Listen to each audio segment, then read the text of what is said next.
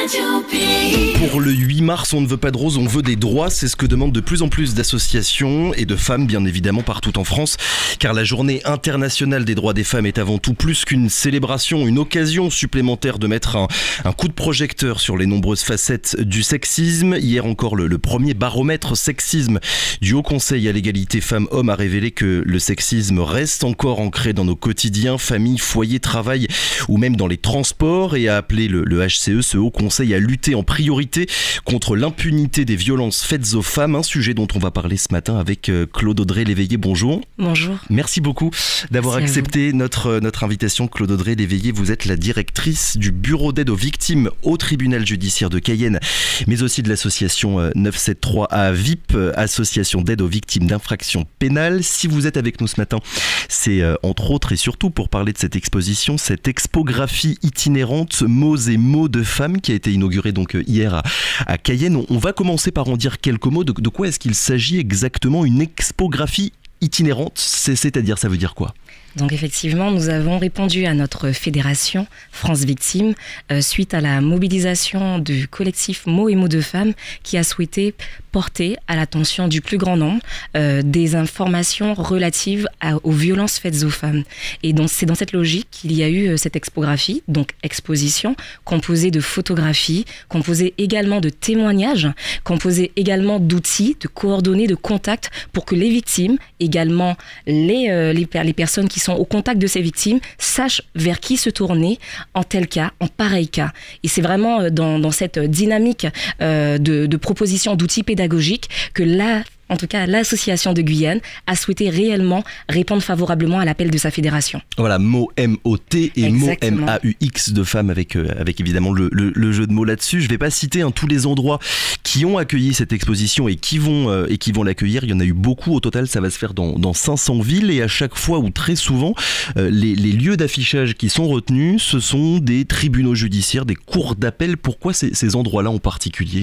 Tout simplement parce que la prise en charge de telles infractions, comme vous le savez, les violences conjugales sont des infractions, et nous avons besoin de mettre en lumière ce partenariat avec en fait les parquets, parce que la prise en charge d'une victime dépend effectivement de l'aide aux victimes, conciliée à la prise en charge qui est faite par le parquet. Et donc c'est vraiment cette volonté qu'a voulu mettre en lumière l'ensemble du collectif et également notre fédération, pour montrer que l'un ne va pas sans l'autre. Aujourd'hui, comme vous devez le savoir, il y a des agréments. Nous sommes des associations agréées parce que le ministère de la Justice a identifié un besoin, reconnaître finalement le statut de victime. On avait effectivement cette auteur, on faisait cette investigation pour pouvoir en tout cas décider que oui, il a commis cet acte répréhensible par la loi, et donc on le condamne. Mais la victime, où en est-elle ? Où pouvons-nous la positionner ? Donc effectivement, la réflexion a été portée là-dessus, et nous avons effectivement conduit toute la dynamique vers ce partenariat parquet association d'aide aux victimes. Pour toucher finalement le public le plus large possible, les premiers et les premières concernées évidemment qui se rendent dans ces endroits-là, mais aussi pour toucher des personnes qui habituellement sont témoins uniquement de toutes ces violences conjugales. Voilà, la volonté vraiment de sensibiliser, excusez-moi.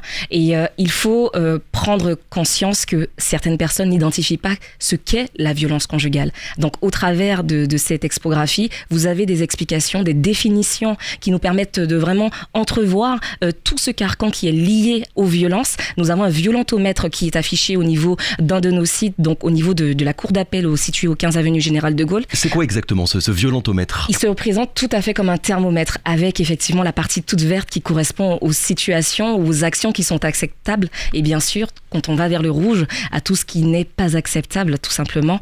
Aujourd'hui, à quel moment peut-on savoir que nous arrivons dans un cadre qui pourrait nous conduire à être sujet à des violences conjugales? Et c'est identifier certaines choses, parce que comme vous le savez, on peut, au travers de notre vécu, de notre éducation, ne pas être sensibilisé suffisamment tôt pour pouvoir identifier vraiment cette problématique. Et pour aller plus loin, nous avons eu le comité local d'aide aux victimes avec monsieur le préfet et monsieur le procureur, et on a beaucoup axé sur la prévention. Et donc cet outil, comme je vous l'ai dit, c'est de la pédagogie. Donc de la prévention, au-delà du fait de pouvoir aider les femmes victimes, c'est de sensibiliser, d'interpeller, d'éveiller les consciences et tendre vers potentiellement une baisse de la recrudescence de toutes ces violences que nous constatons et que toutes les associations du tissu guyanais, parce qu'il y en a, l'art fromager, la Gave, qui sont là et qui aujourd'hui œuvrent auprès des victimes. Et c'est ça. Donc l'association d'aide aux victimes a voulu, elle, à son niveau, au travers de sa fédération, permettre au plus grand nombre de pouvoir entrevoir ces supports et bien sûr de pouvoir être, je dirais, suffisamment conscient des choses et de pouvoir aider en fait son prochain parce que ce n'est pas une affaire personnelle, ça relève pas du privé, il faut le savoir, à l'issue de ce type de violence on peut avoir des féminicides, donc sa voisine est en difficulté, signalez-la. Il le faut. C'est une démarche qui serait favorable. On a encore du mal aujourd'hui, Claude Audrey-Léveillé, à identifier, à visualiser véritablement ce que signifient les violences sexistes, les violences conjugales. C'est encore particulièrement difficile parce qu'on passe d'une mésentente à une violence. À partir du moment où la victime, en tout cas entre le mis en cause et la victime, il y a un rapport qui n'est plus égalitaire, on considère qu'il y a des violences. Et c'est cela, dans une relation, il faut absolument que nous soyons en fait sur le même pied d'égalité. Et c'est ce à quoi on essaye vraiment de sensibiliser tout un chacun, notamment dans les établissements scolaires, parce qu'on peut effectivement aider une personne qui est déjà dans cette situation, mais le mieux, et je pense, et c'est vraiment cette pensée qu'a eu le CLAV, Comité local d'aide aux victimes, c'est vraiment d'aller vers cette déconstruction de certaines, je dirais, pensées qui n'étaient pas favorables et qui ne le sont pas et qui font que nous sommes amenés à prendre en charge des victimes qui ont toléré l'intolérable et qui arrivent à je dirais, à cet apogée qui les contraint à être équipés de dispositifs tels que le téléphone grave danger, tels que le bracelet anti-rapprochement. Voilà, et c'est vraiment ça. Des outils qui sont d'ailleurs arrivés en Guyane ces derniers mois suite au Grenelle qui a été fait il y a 2 ans et demi. Voilà, sur les violences faites aux femmes. Vous l'avez dit, déconstruction finalement des pensées et des clichés que tout le monde peut avoir, la société peut avoir à l'égard de ces violences-là. Il y a aussi ce qu'on pense de soi, car se reconnaître comme victime, on sait que c'est aussi un long combat psychologique à mener. Tout à fait. Aujourd'hui, j'ai tendance à le dire, chacun, nous avons notre temporalité. Et la temporalité d'une victime n'est pas la vôtre ou ni même la mienne. Et nous devons prendre cela en considération. Par le biais de notre association, nous avons effectivement une équipe pluridisciplinaire, donc des juristes et également des psychologues. Et c'est vrai que sur ce volet-là, c'est vraiment eux qui vont intervenir pour pouvoir amener cette victime à pouvoir se reconstruire. Parce que pendant des années, subir autant de situations terribles, on a vraiment, notre estime de nous-mêmes est vraiment au plus bas. Et c'est ça, mesdames, vous avez encore cette possibilité d'en sortir, mais selon votre temporalité. Parce qu'il y a un contexte territorial. Vous le savez, les femmes victimes, quand elles sont en concubinage avec un homme, si elles n'ont pas les moyens de pouvoir rester dans le domicile, elles sont obligées de finalement trouver d'autres solutions. Oui, il y a des violences sexistes purement et des violences sociales plus généralement également. Exactement, et ça aussi conditionne la prise de décision d'une victime. Le parcours judiciaire est lui certes présent, mais ce volet social reste important. Donc vous avez l'association Art Fromager qui est là et qui œuvre là-dessus pour pouvoir accompagner ces femmes. Mais bien entendu, on est toujours en deçà de la proposition qu'on aimerait, en tout cas, voilà, de ce qu'on aimerait proposer à l'ensemble des personnes qui sont sur le territoire pour leur permettre de prendre cette décision en toute connaissance de cause et bien sûr en se disant, j'ai vraiment une solution d'appoint. Au-delà d'appoint, vraiment une solution qui se pérennise dans le temps et c'est vraiment cela. Voilà. Donc on appelle toujours à avoir plus de financement, on répond toujours à des appels à projets, je pense toutes les associations, parce qu'on sait que c'est une grande difficulté. La victime, c'est vrai, le dispositif judiciaire est présent, mais elle a besoin en fait d'avoir beaucoup plus de garanties, beaucoup plus de sécurité pour se dire qu'elle, éventuellement son enfant, qui sont souvent des co-victimes, puissent être à l'abri elles aussi avant de se lancer vers tel ou tel dispositif. Oui, pour être accompagné finalement le mieux possible durant toutes ces démarches-là. Alors évidemment, on va conseiller à nos auditrices et à nos auditeurs d'aller directement sur place pour aller voir cette expographie et ces photographies. Mais ce qu'il faut dire avant tout, c'est que ce sont des images qui sont marquantes. On y voit des visages, des corps blessés, des gestes de violence. Il fallait marquer les esprits. Exactement. Et ce qui m'a plu d'autant plus par rapport à cette expographie, c'est que sur le territoire guyanais, nous avons effectivement plusieurs cultures, plusieurs ethnies, et je dirais que l'art est le langage universel. Au travers vraiment d'une image, on peut ressentir réellement au travers de ce qui est représenté, tout ce qui dégage, je dirais, et amener une certaine sensibilité. Et vraiment, on arrive réellement à bouleverser la personne qui est face à cette image et bien sûr à la ramener en fait sur cette condition en se disant mais peut-être que j'ai été victime de violence moi-même ou peut-être que ma voisine l'est et elle ne sait pas comment faire. Donc potentiellement, ça serait peut-être la conduire vers une association d'aide aux victimes et nous chargerons bien entendu de réorienter si vraiment le besoin n'est pas propre à une infraction pénale, mais bien sûr de réorienter auprès des partenaires du territoire guyanais qui seront à même de prendre en charge une telle personne. Il est temps de ne plus avoir peur de gêner. Les violences physiques, morales, administratives, sexuelles doivent enfin déranger suffisamment pour permettre des prises de conscience, des actions, des protections. C'est ce qui est écrit dans le communiqué de presse de cette expographie. À vos yeux, cette prise de conscience-là, elle ne peut passer que par des témoignages sans filtre finalement, que ce soit des photos, des textes, comme il y a d'ailleurs dans cette exposition, des femmes qui racontent crûment ce qu'elles ont vécu. Bien sûr, parce que c'est du concret. On n'a pas les victimes en elles-mêmes, elles vivent cela tous les jours. Elles ont besoin d'avoir face à elles des personnes qui ont réussi à s'en sortir. Et c'est pour cela que j'invite vraiment le plus grand nombre à venir, à lire ces témoignages, à prendre un temps. Parce que je peux vous assurer que c'est possible de s'en sortir et ces femmes en témoignent. Et il faut que tout un chacun puisse se dire, il y a une temporalité pour chacun. On ne peut pas se dire qu'une femme aime prendre des coups, c'est même pas envisageable de le penser. On peut se dire par contre qu'elle n'est pas encore prête et qu'elle n'a pas encore la force suffisante. Donc elle a besoin, en tout état de cause, que son entourage, les personnes autour d'elle puissent l'accompagner de manière favorable pour la conduire vers ce déclic qui l'amènera à être prise en charge par une association. Parce que le fait d'en sortir ne veut pas dire être guéri. Se reconstruire prend du temps. Se reconstruire, c'est aussi accepter qu'à un moment donné, j'ai été limitée dans ma possibilité d'action. J'ai laissé quelqu'un passer outre mon estime de moi-même. Et c'est cela en fait. Donc pour nous, je peux vous assurer que cette expographie est réellement un très bel outil et que je suis très heureuse aujourd'hui, au travers de Madame la Présidente et son conseil d'administration, de pouvoir déployer sur le territoire guyanais avec ce volet itinérant qui arrivera, parce que là, on est sur la partie fixe et le volet itinérant, ça sera vraiment solliciter l'ensemble des municipalités de Guyane pour que cette expographie itinérante avec ses roll-up puisse vraiment arriver jusqu'à Camopi, Saint-Élie. Voilà, notre volonté, c'est vraiment cela, apporter l'information auprès de tous pour que plus jamais cela n'arrive. Oui, une exposition choc finalement, mais avisée, vous l'avez dit, avisée pédagogique, pour finalement que des discours du genre si elle est restée quelque part avec lui, c'est qu'elle doit aimer ça. Ce genre de discours-là finissent par être totalement brisés et qu'ils arrêtent finalement de se répandre dans toute la société. Tout à fait, c'est très très important et dites-vous bien que les victimes, elles nous écoutent, elles vous écoutent et on peut parfois être convaincu quand on est déjà au plus bas de se dire ma vie c'est ça. Non, votre vie ce n'est pas ça. En tout cas, nous en tant qu'association, on essaye vraiment de permettre à ces femmes d'entrevoir une autre alternative en sachant que les violences sont condamnables. C'est une infraction pénale. Vous ne pouvez accepter cela. Et par amour, on ne peut tolérer des violences. Voilà. On a trop longtemps détourné le regard, Claude Audrey, l'éveillé, sur cette situation. C'est vrai qu'on en parle de plus en plus, on en parle beaucoup depuis ces dernières années. Est-ce que vous avez la sensation finalement que ce tabou qui a longtemps existé, il est en train, peu à peu, même s'il y a encore beaucoup de choses à faire, il est en train peu à peu d'être levé? Progressivement, tout à fait. Quand on a de telles dynamiques, de tels projets, le Grenelle de 2019 aussi a accentué, je dirais, la prise en charge, la prise de reconnaissance des victimes. Il a servi à quelque chose, ce Grenelle. Il y a beaucoup d'associations féministes qui ont pointé du doigt, on va dire, les défauts de ce Grenelle-là.